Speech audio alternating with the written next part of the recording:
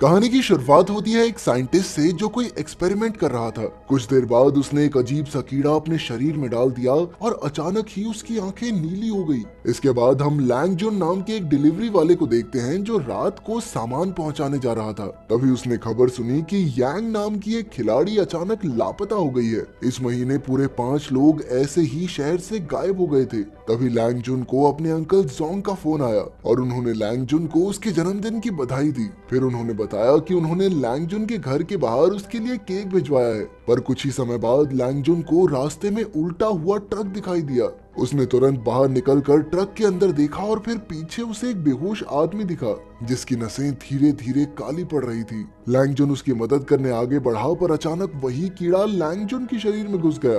तभी उसका शरीर भी अजीबोगरीब तरीके से बदलने लगा। उसी पल सान्यू नाम की एक खुफिया ऑर्गेनाइजेशन के सिपाही वहां पहुंच गए। उनकी लीडर एक लड़की थी और उन्होंने फौजियों को लैंग जुन को पकड़ने का हुक्म दिया। पर तभी लैंग जुन एक बहुत बड़े भेड़िए में बदल गया और उसने फौजियों पर हमला कर दिया। फौजियों ने धुआंधार गोलियां चलाई पर लैंग जुन पर कोई असर नहीं हुआ। आखिरकार सभी फौजियों को मारकर वो कैप्टन की ओर बढ़ा। तभी कैप्टन ने उस पर एक हरी गोली चला दी और लैंग जुन थोड़ा हल्का पड़ गया। फिर वो मौका देखकर समुद्र की ओर भाग निकला। सुबह वो जैसे तैसे घर पहुंचा तो उसकी हालत काफी खराब थी। उसने तुरंत जानवरों की तरह खाना खाना शुरू कर दिया पर जल्द ही इतना खाना खाने की वजह से उसे उल्टी हो गई। तभी उसने खुद को शीशे में देखा तो उसे भेड़िया दिखाई दिया। वो काफी डर गया और फिर बाथरूम में लेटकर सो गया। जब उसकी आंख खुली तो उसे एहसास हुआ कि उसकी सुनने की शक्ति काफी बढ़ चुकी थी क्योंकि वो बहुत दूर से आ रही आवाजें भी सुन पा रहा था। खैर बाद में लैंग जुन के बॉस ने उसे खूब डांटा क्योंकि वो रात को बीच रास्ते में ही ट्रक छोड़कर भाग गया था। वो इतना गुस्से में था कि उसने लैंग जुन की तरफ एक बोतल भी फेंक दी। पर तभी लैंग जुन ने अपनी शक्ति से उसे दीवार पर दे मारा जिससे दीवार में दरार तक आ गई। उसकी शक्ति देखकर सब हक्के बक्के रह गए और लैंग जुन चुपचाप वहां से चला गया। तभी शाम को रास्ते में उसे एक छोटी बच्ची दिखाई दी जो बस के नीचे आने वाली थी। तभी लैंग जुन ने अपनी तेज रफ्तार से उसे भी बचा लिया।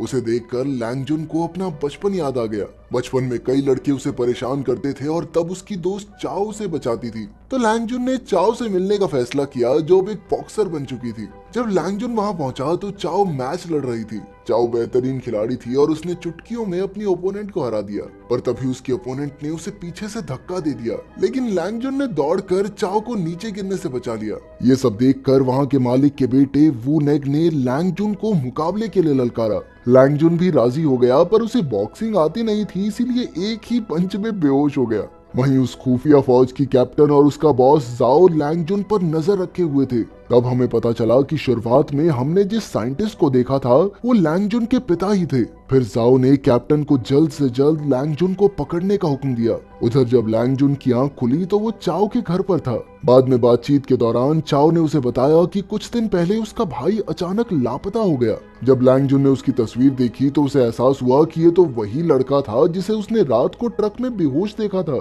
उसने चाओ को बताया कि उसका भाई जरूर सान्यू की हिरासत में है। अचानक लैंग जुन को एहसास हुआ कि सान्यू गैंग के आदमी उनके घर के बाहर खड़े थे।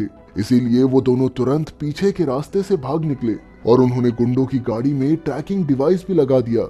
आखिरकार जब गैंग चली गई तो चाओ ने लैंग जुन से पूछा कि आखिर ये लोग उसके पीछे क्यों पड़े हैं। तब लैंग जुन ने बताया कि उसके शरीर में एक अजीबोगरीब डिवाइस है और ये गुंडे जरूर उसी को हासिल करना चाहते होंगे। लैंग जुन को शक था कि इस सब से जरूर उसके पिता का कोई नाता है, इसीलिए उसने अंकल जोंग से मिलने का सोचा क्योंकि वो उसके पिता के खास दोस्त थे।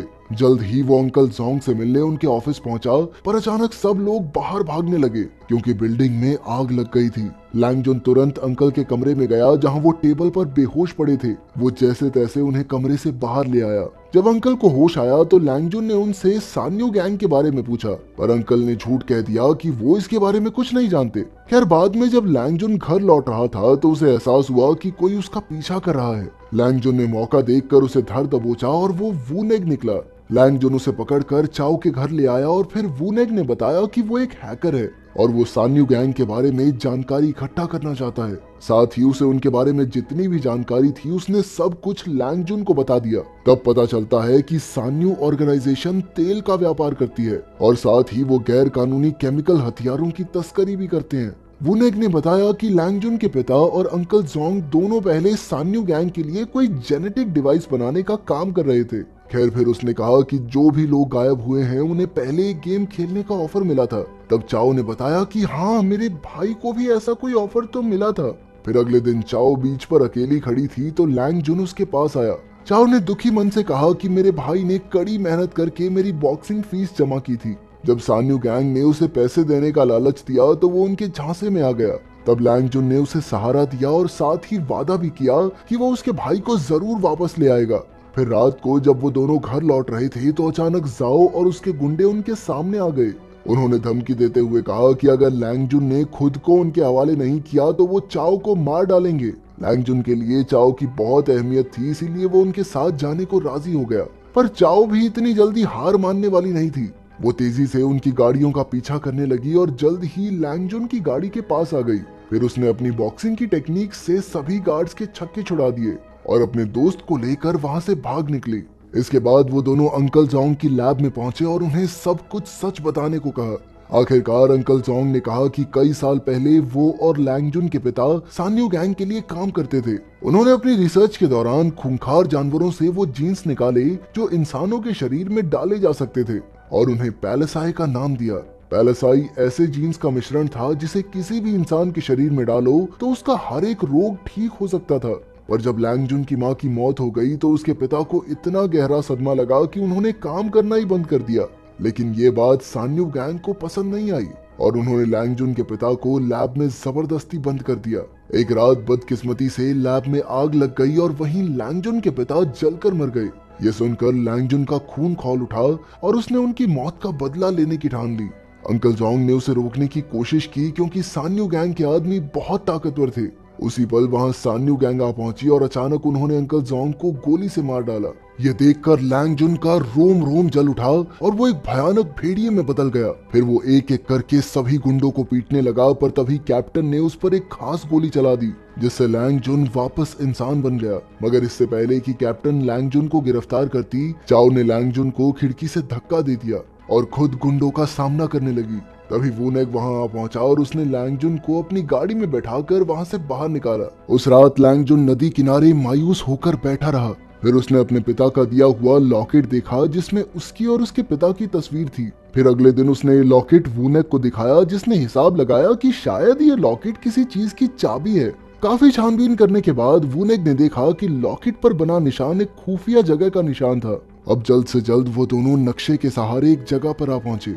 ये खाली घर था और जब वो बेसमेंट में पहुंचे तो वहां उन्हें भेड़िए के पंजों के कई निशान दिखाई दिए। थोड़ी छानबीन करने पर लैंग जुन को एक अलमारी में सूटकेस मिला। उसने अपने लॉकेट को चाबी की तरह इस्तेमाल किया और अचानक वो ताला खुल भी गया। उसके अंदर लैंग जुन को एक टेप रिकॉर्डर मिला। जब लैंग जुन ने टेप चलाई तो उसे अपने पिता की आवाज सुनाई दी। उसके पिता ने कहा कि वो लैंग जुन की मां की बीमारी ठीक करने के लिए एक खास ड्रग बना रहे हैं, पर इससे पहले कि वो सही ड्रग बनाकर लैंग जुन की मां को देते, वो अपनी बीमारी के कारण चल बसी। इसके बाद सान्यू गैंग ने उनसे वो ड्रग छीन लिया। वो लोग उसे एक खतरनाक हथियार की तरह इस्तेमाल करने लगे जिससे कि कई लोगों की जान भी चली गई। लैंग जुन के पिता ने कंपनी के गैर कानूनी काम रोकने की बहुत कोशिश की पर वो नाकामयाब रहे। खैर अंत में उन्होंने लैंग जुन को अपना अधूरा काम पूरा करने का मिशन दिया। उधर जाओ के गुंडे अंकल जोंग की लैब की तलाशी ले रहे थे कि उन्हें वही ड्रग मिल गया जो लैंग जुन के पिता ने बनाया था। जब जाओ उसे देख रहा था तो अचानक किसी ने उस पर हमला करके उसे मार डाला। वहीं दूसरी ओर लैंग जुन और वूनेग छानबीन करके सान्यू गैंग के हेडक्वार्टर्स की ओर निकल पड़े जो कि एक शिप यार्ड में था। वूनेग ने उस इलाके का नक्शा हैक करके पता लगाया कि वो एक खुफिया पैसेज के जरिए अंदर घुस सकते हैं। इधर हेडक्वार्टर्स में चाओ जेल के अंदर बस एक आम सा कैदी था। अचानक उसे दूसरे कमरे में अपने भाई की आवाज सुनाई दी। उसने खिड़की से देखा कि उसके भाई की हालत काफी खराब थी। चाओ ने उसे भरोसा दिलाया कि लैंग जुन जरूर उन्हें बचाने आएगा। उधर लैंग जुन और वूनेग खुफिया पैसेज से हेडक्वार्टर्स के अंदर घुस रहे थे।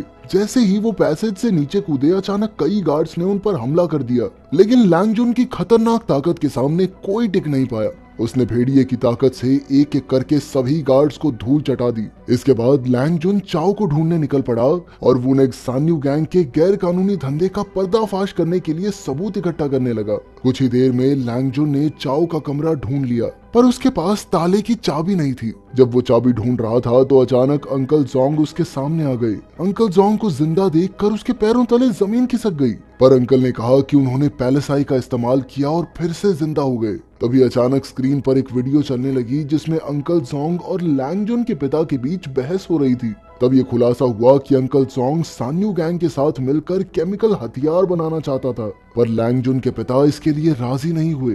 तब अंकल जोंग ने गुस्से में आकर लैंगजुन के पिता को कमरे में बंद करके आग जला दी। ये देखकर लैंगजुन को एहसास हुआ कि इस सब के पीछे अंकल जोंग का हाथ था। अब अंकल जोंग का पर्दाफाश हो चुका था, इसीलिए उसने भेड़िए का रूप लेकर लैंगजुन पर हमला कर दिया। तभी लैंगजुन भी भेड़िए में बदल गया और दोनों में भयंकर लड़ाई शुरू हो गई। उधर वूनेग ने ताले की चाबी ढूंढकर चाओ और उसके भाई को आजाद कर दिया। चाओ ने रोते हुए अपने भाई को गले लगा लिया और फिर उसे तुरंत भाग जाने को कहा। फिर वो खुद लैंगजुन की मदद करने निकल पड़ी। उधर अंकल जोंग भेड़िए के रूप में लैंगजुन पर भारी पड़ रहा था। तभी चाओ पीछे से उस पर कूद पड़ी और रस्सी से उसका गला घोंटने लगी। लैंगजुन ने भी मौका देखकर रस्सी खींच दी, जिससे अंकल जोंग हवा में लटक गया। फिर चाओ ने बिजली की तार उठाई और जोंग को बिजली का जोरदार झटका देकर मार डाला।